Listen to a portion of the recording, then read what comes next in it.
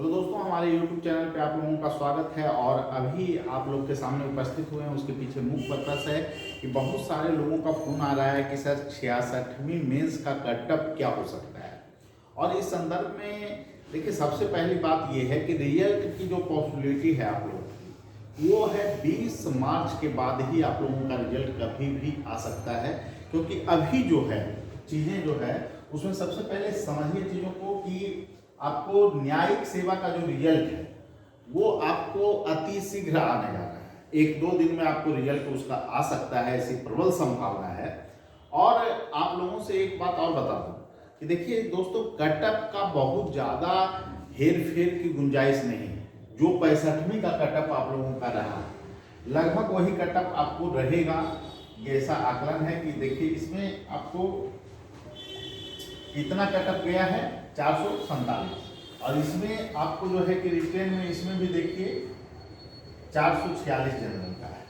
तो आपको कटअप जो है 10 नंबर कम चला जाए वो अलग मुद्दा है, लेकिन बहुत ज़्यादा हेर फेर नहीं होगा। लेकिन है कि आपको 450 से नीचे ही रहेगी। इस बार एक चीज़ और देखा गया है कि फैक्चुअल क्वेश्चन बहुत ज़्यादा था पीटी में, तो उसका प्रभाव मेंस पर पड़ेगा जरूर।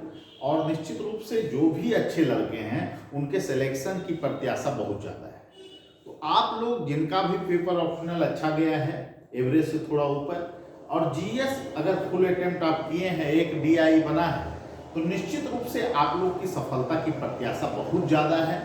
और आप लोग अभी से ही इंटरव्यू पर जो है काम करना आप लोग शुरू कर दें। देखिए दोस्तों, इंटरव्यू के लिए आप हमारे वीडियो को फॉलो कर सकते हैं। सत्या सर का भी चैनल है, उनके भी वीडियो को फॉलो कर सकते हैं।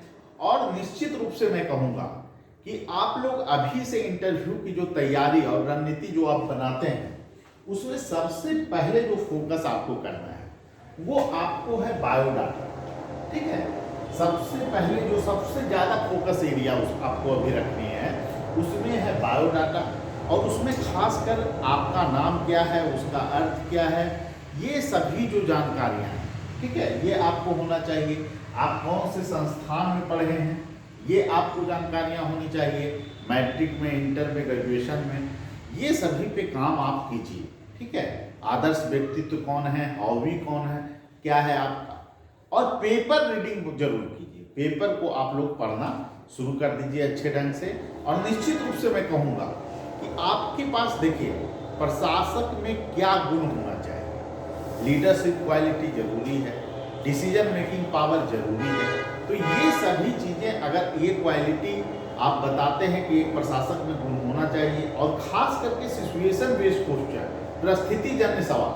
आप एसडीएम के रूप में तैनात हैं, आपको जो है कि पता चला है कि आपके कनिष्ठ जो है कि कहीं ना कहीं घूस लेने वाली काम करते हैं, तो आप उन पर क्या कार्रवाई करेंगे। या ऐसे जो सिचुएशन में क्वेश्चन पूछा जाता है वो आपको काफ़ी चुनौतीपूर्ण होता है, और उसको व्यवस्थित उत्तर की गुंजाइश आपसे आयोग जरूर करता है। या फिर आपको ऐसा सवाल पूछ दिया जाए कि उपद्रव हो रहा है कहीं पे, आप एकाएक गए हैं, तो आप कौन क्या क्या वहाँ पे कीजिए।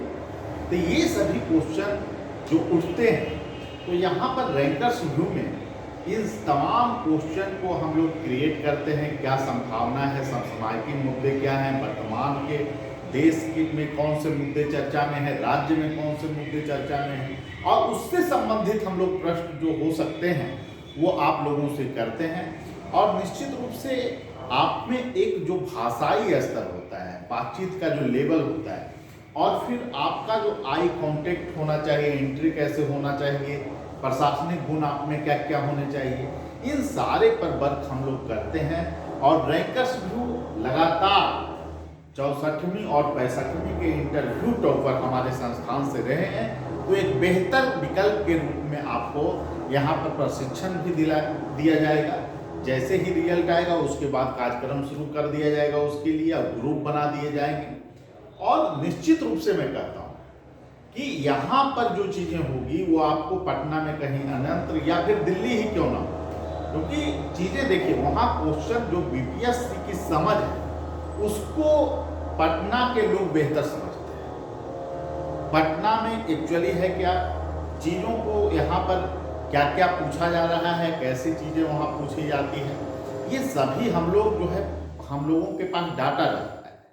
बहुत सारे लोग जो है कि अब भीड़ चाल में आप लोग चले जाते हैं और वहाँ पर होता क्या है कि आपको तैयारी गुणवत्तापूर्ण कराई ही नहीं जाती है और दिखा दिया जाता है कि इतने में। अब सिलेक्शन रेशियो दिखाइए ना, कितने सिलेक्शन हुए, कितने एडमिशन आपके पास थे।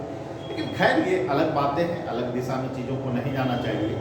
मैं यही बोलूँगा, तैयारी के स्तर पर आप वास्तविक में काम कीजिए, तभी आपको इंटरव्यू में सफलता की गुंजाइश रहेगी।